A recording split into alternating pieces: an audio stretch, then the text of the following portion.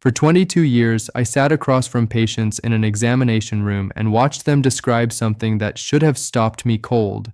A burning in their feet that felt like standing on hot coals, a tingling in their fingers so persistent they couldn't sleep, a numbness creeping up their legs like their body was slowly going dark from the bottom up. And I handed them a pamphlet. I'm Dr. John Marston, a functional medicine physician, and I walked away from conventional practice not because I stopped caring about patients, but because I finally understood that what I was doing in that room wasn't medicine. It was management. I followed the guidelines. I ordered the standard panels. I referred to neurology. I told people that peripheral neuropathy was a consequence of their diabetes, that it was expected, that we would monitor it, that there were medications to help with the pain, and I watched them deteriorate. Year after year, appointment after appointment, I watched men and women who had done everything they were told, taken every medication, attended every follow-up, followed every dietary recommendation, lose feeling in their feet, lose their balance, lose their independence, and the system I was working inside called that an acceptable outcome. It wasn't until a single case in 2016 that I finally understood I had been treating the shadow of a fire while the fire itself burned unchecked inside every one of those patients. What I'm about to share with you is not in any standard neurology protocol. It is not on the handout your doctor gives you after diagnosing you with neuropathy. It is buried in research that was published, peer-reviewed, replicated in multiple populations across multiple continents, and then functionally ignored because there is no pharmaceutical patent on it, no sales representative promoting it, no insurance billing code tied to its correction. And every single day that passes without this information is a day that your nerves, the living electrical infrastructure of your body, are losing a battle they did not have to fight. The system will tell you that peripheral neuropathy is a complication, a downstream consequence, something that happens to diabetics, to older people, to those with bad luck and bad genes. I spent 2 decades inside that system, and I am telling you now that framing is one of the most dangerous half-truths in modern medicine, because the word complication implies passivity, it implies inevitability, it implies there was nothing to be done earlier, nothing that could have been caught, nothing that could have been corrected before the nerves started dying. That is not what the research shows, and I know that because of Case File 2016, a 63-year-old retired school teacher from rural Ohio. I'll call her DM. She came to me after 7 years of progressive neuropathy symptoms, burning and tingling in both feet, numbness spreading to her ankles, persistent balance issues that her previous physician had attributed to inner ear changes. Her chart was meticulous. She had been faithfully managing her type 2 diabetes for 11 years. Her A1C sat consistently between 6.8 and 7.1. Her physician considered that controlled. She was on metformin, a statin, and a low-dose ACE inhibitor. She walked 30 minutes every day. She was, by every conventional standard, a compliant and well-managed patient. And yet by the time I saw her, she had already lost protective sensation in both feet. She had fallen twice in the preceding year. Her nerve conduction study showed significant slowing in multiple peripheral pathways. Her neurologist told her this was expected progression, told her they would discuss pain management if the burning intensified.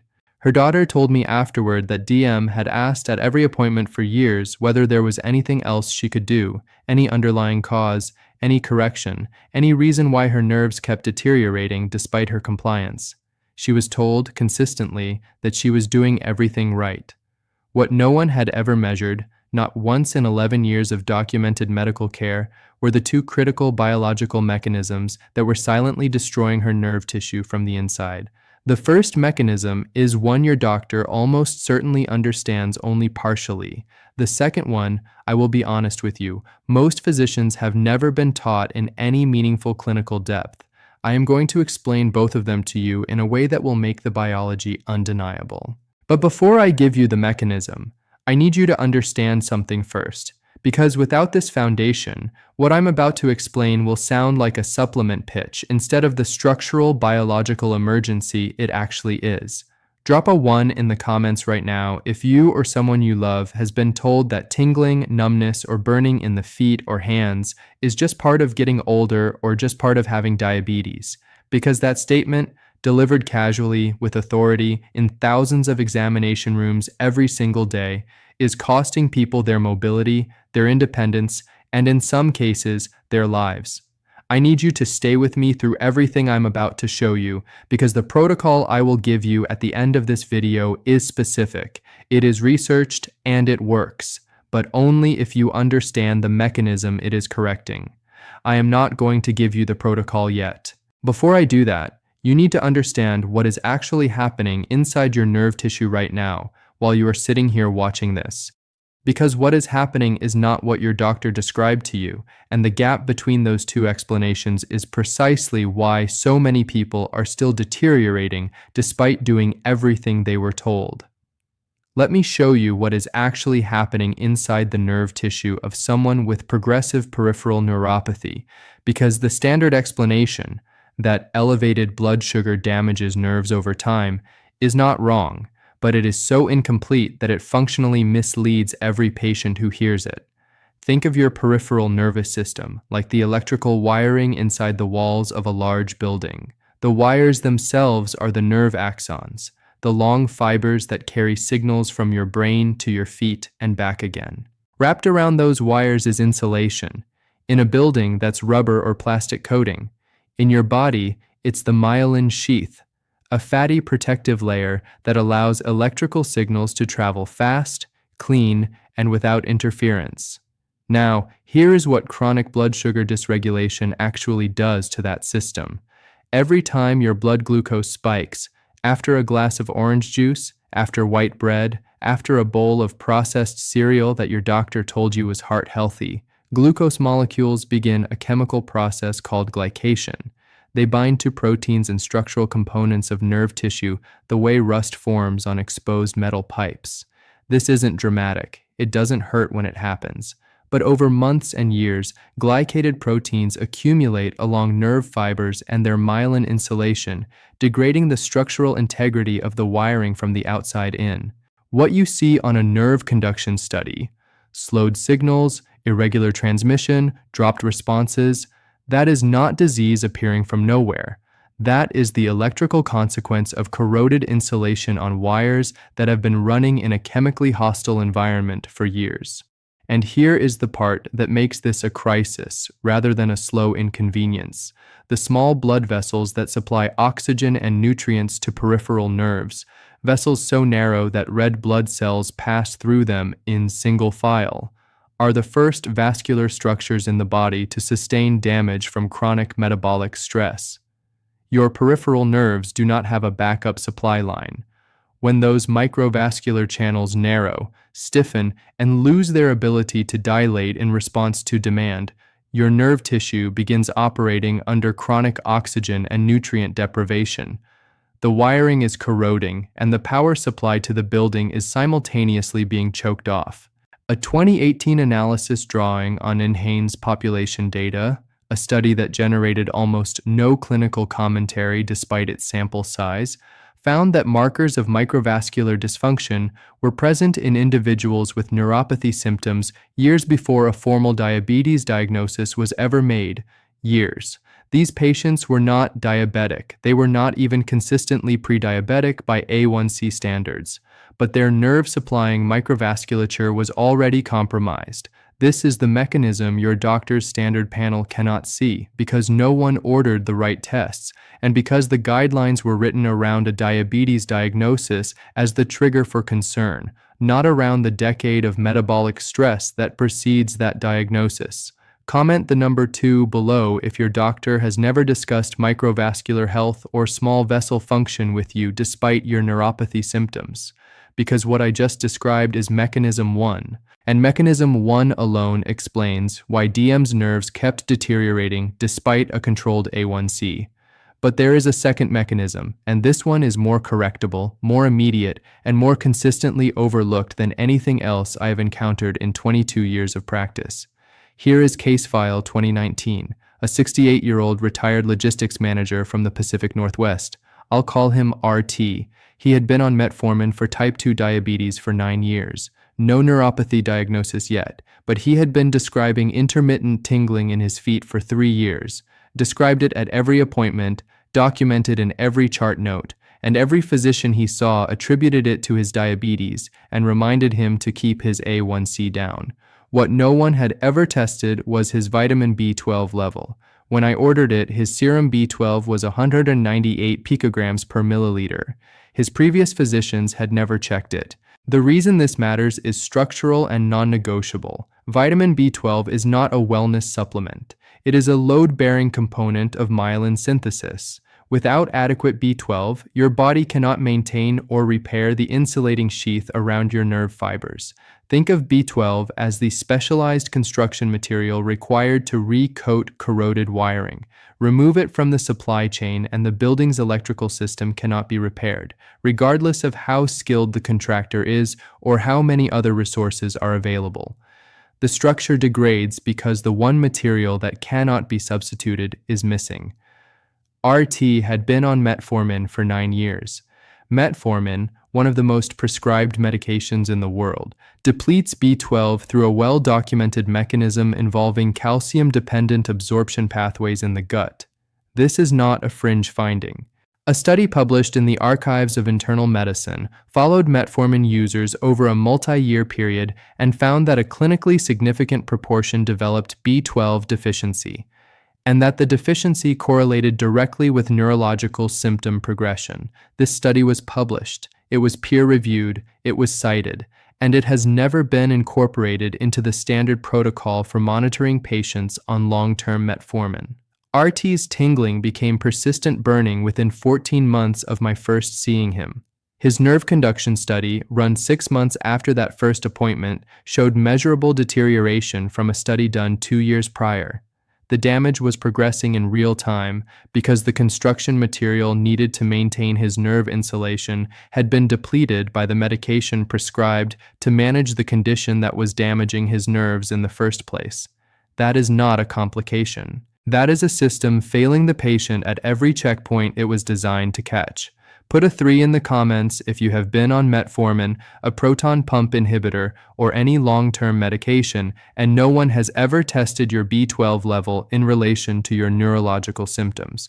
The protocol I am about to give you addresses both mechanisms, the microvascular and the myelin, with specificity that the standard of care has never offered you. But the form matters, the dose matters, the timing matters. And if you get any one of those 3 wrong, you will take the right nutrients in the wrong way and conclude that they don't work, exactly as millions of people have before you. Here is the protocol, exact, specific, and built around the 2 mechanisms I have just shown you. And I need you to understand that what I am giving you is not a general wellness recommendation. This is a targeted biological correction, and every component maps directly to a specific failure point in the nerve damage cascade. The first component is methylcobalamin, and I want to stop immediately on that word because this is where most people make the mistake that costs them results. The B12 you will find in the majority of drugstore supplements and even in many physician-recommended formulations is cyanocobalamin.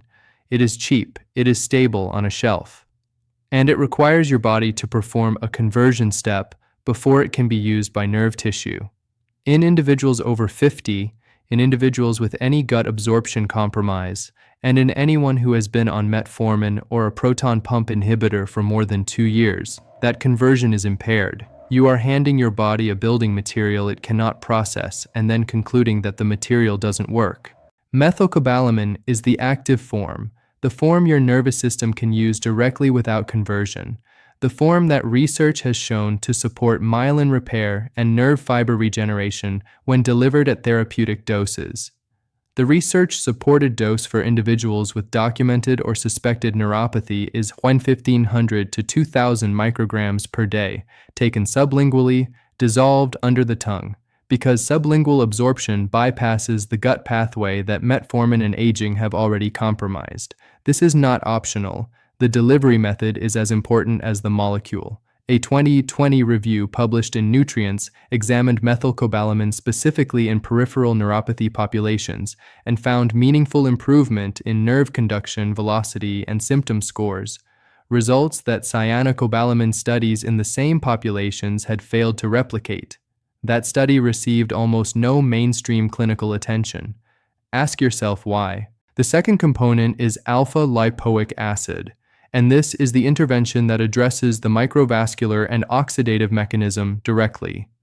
Alpha-lipoic acid is both fat-soluble and water-soluble, an almost unique characteristic that allows it to cross into nerve tissue and function as an antioxidant in environments where most antioxidants cannot operate. Think of it as a specialized repair crew that can access every floor of a damaged building, not just the ground level. The form that matters here is R-alpha-lipoic acid, not the racemic S-form blend that fills most commercial products, but the R form, which is the biologically active isomer your mitochondria and nerve tissue actually recognize. The research-supported dose is 600 milligrams per day, taken on an empty stomach 30 minutes before a meal, because food, particularly carbohydrates, competes with absorption at the intestinal transport level. A landmark trial published in Diabetes Care followed patients with symptomatic diabetic neuropathy on 600 milligrams of alpha-lipoic acid daily and found a 51% reduction in neuropathy symptom scores over a 5-week period. Not marginal, not preliminary, 51% symptomatic reduction in 5 weeks in a population that had been deteriorating for years on standard care. That trial was published in 1999. It has been replicated, and it is still not in the standard treatment protocol for peripheral neuropathy in the United States. The third component is the one most people have never connected to nerve health at all. And this is where Case File 2021 becomes critical. A 71-year-old retired nurse from the Southeast, I'll call her PW. She came to me after 2 years of progressive burning and numbness in both feet, a confirmed neuropathy diagnosis, and complete skepticism about supplementation because she had tried, in her words, everything her pharmacist had recommended and nothing had moved the needle. When I reviewed her intake history, her magnesium consumption was negligible, and her dietary pattern, high in processed foods, low in leafy greens and nuts, was consistent with the magnesium depletion profile I see in the majority of neuropathy patients over 60. Magnesium is involved in over 300 enzymatic processes, including those governing nerve signal transmission, voltage-gated ion channel function, and the regulation of NMDA receptors, the receptors most directly implicated in the burning, hypersensitive pain that characterizes advanced neuropathy. When magnesium is deficient, those receptors become dysregulated, and the pain signaling that should be a warning becomes a permanent self-reinforcing loop. The form that matters is magnesium glycinate, not oxide, which is what most supplements contain and what absorbs so poorly it functions primarily as a laxative, but glycinate, bound to the amino acid glycine, which enhances cellular uptake and carries an additional calming effect on overactive nerve signaling. The dose is 300 to 400 milligrams taken in the evening because magnesium's influence on nervous system regulation is most clinically relevant during the overnight repair cycle when nerve tissue performs its most significant maintenance.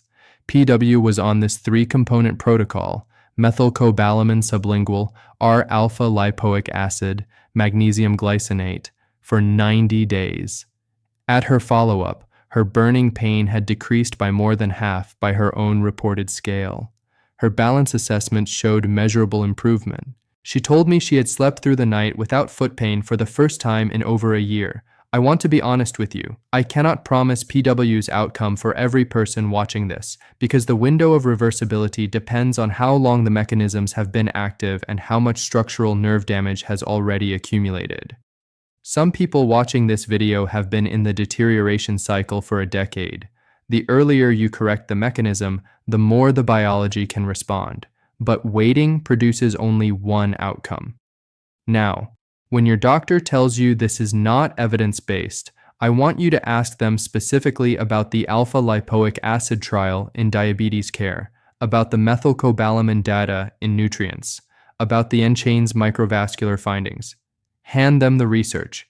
If they engage with it, you have a partner. If they dismiss it without reading it, that tells you exactly where their information is coming from. Drop a 7 in the comments right now if you are going to look into this protocol today. I chose that number because 7 is how many patients I watched lose protective sensation in their feet in a single calendar year before I finally understood what I am telling you right now. Send this video to someone tonight, not tomorrow, tonight. Someone you know who is describing tingling or numbness and being told it is just aging. You may be handing them the window they have left. I have put together a complete written protocol with full research citations, exact forms, exact doses, and timing. It is linked in the description. Before you leave, watch the next video on screen. It covers the fourth mechanism I did not have time to address today, the one involving chronic systemic inflammation and the NF-κB pathway, and without understanding it, your protocol is operating at half capacity. Subscribe to this channel because the algorithm suppresses medical content that challenges pharmaceutical revenue, and your subscription is how this research reaches the people it needs to reach. Bookmark this video and watch it again with someone who needs it. The second watch is always where the mechanism becomes undeniable, and when it becomes undeniable, everything changes.